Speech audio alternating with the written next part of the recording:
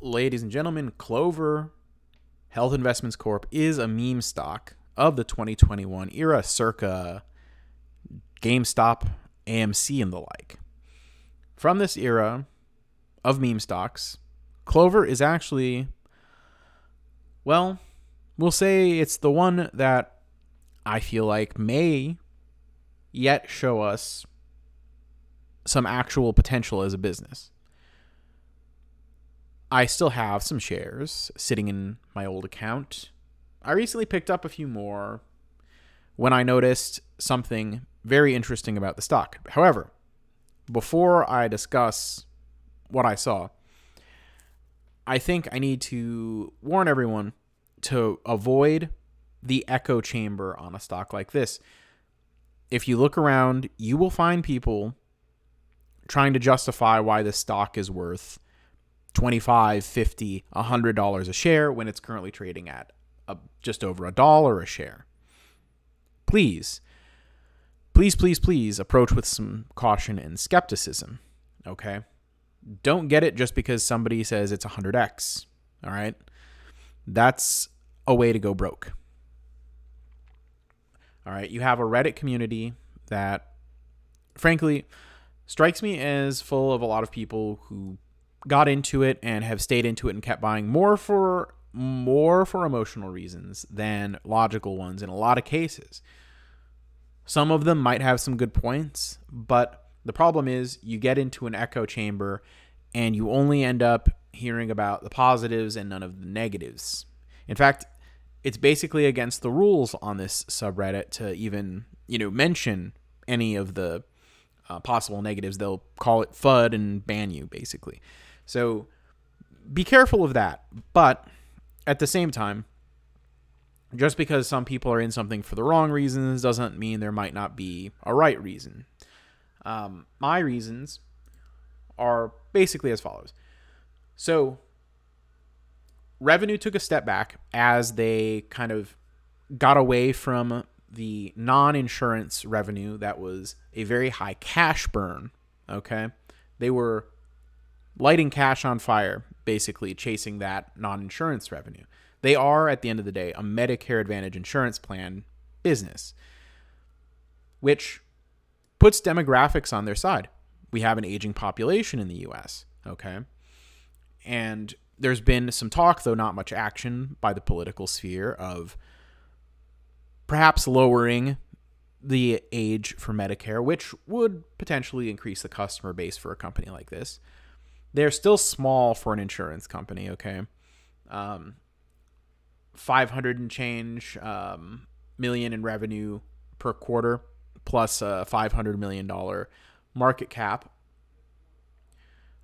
But the thing that caught my eye most recently was 2 consecutive quarters where I'm seeing free cash flow on the data feed here. That's, I think, the first time that's ever happened with them. And at the same time, they took a jump forward much, much closer to GAAP profitability. All right. So that means earnings per share may at some point in the not too distant future show positive rather than negative, while at the same time having this positive free cash flow. The positive free cash flow is encouraging now that it's happened twice consecutively, because it means we may be past the point where this company burns cash on a quarter-to-quarter basis and actually adds cash. I think they were also smart, frankly, to pivot away from the parts of the business that were burning cash just to chase that vanity top-line revenue number. Because, hey, we're in a higher interest rate environment. Money is a little bit more expensive now. And, money printer no longer go brrr, you know what I mean? So probably a good decision by management there. So that shows, at least some signs of a couple brain cells to rub together in their C-suite, right? Then you've got the balance sheet, which seems pretty flush with cash. You scroll down, you have about 70 cents in book value per share on a company with positive free cash flow that only trades for a little over $1 per share. That doesn't seem terrible, to be honest with you. I've seen worse. Okay. This definitely seems like it's in a better position than, say, like a Tattooed Chef was or a Bed Bath & Beyond was. But is it a guarantee? Absolutely not, no. Okay? A couple quarters of positive free cash flow in the grand scheme of things doesn't necessarily mean it's going to stay that way the next quarter, the quarter after. How about the year after that and the year after that? And that's what really matters. But if it does continue another quarter and another, at some point, I think the market will potentially notice that and say, you know what? This company brings in a lot of free cash flow for its price. Maybe it's worth a little more.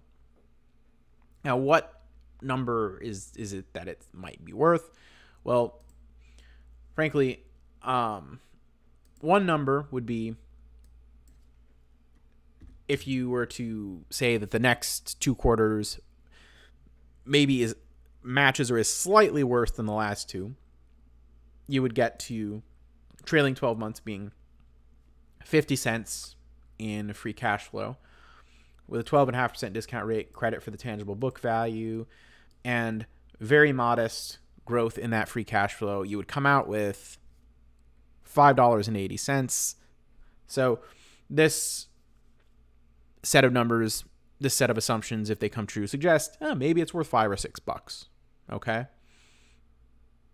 That's interesting. But what if it's not that good? What if it's only, maybe half that?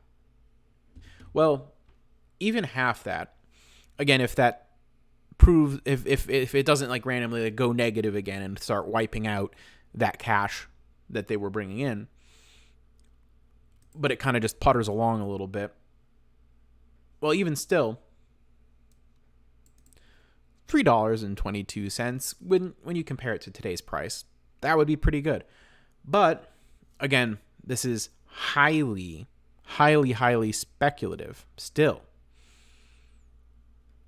The market is pricing it at $1, more than likely because it's still uncertain. The market hates uncertainty.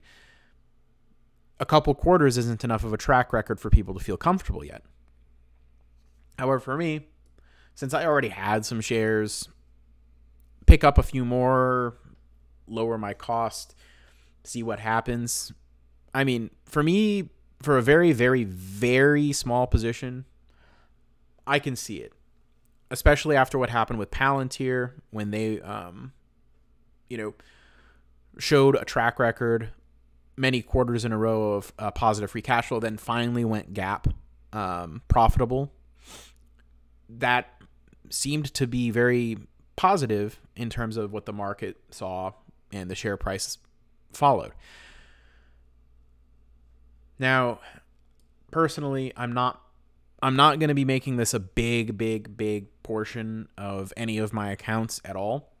This is just something where, I looked at it back in 2021, got some shares, have been seeing just a massive amount of red on it since then, and decided to take a random look just to see what they'd been doing. And I was like a little bit tickled actually that they had this positive free cash flow. So that's where I'm at with Clover. Let me know in the comments if you have this stock. Hey, like the video if you liked it. Dislike if you disliked it. Subscribe. Join my Discord, link in the description. Also, don't go around telling people that something's going to 100x. That's irresponsible. Have a fantastic Friday, everybody.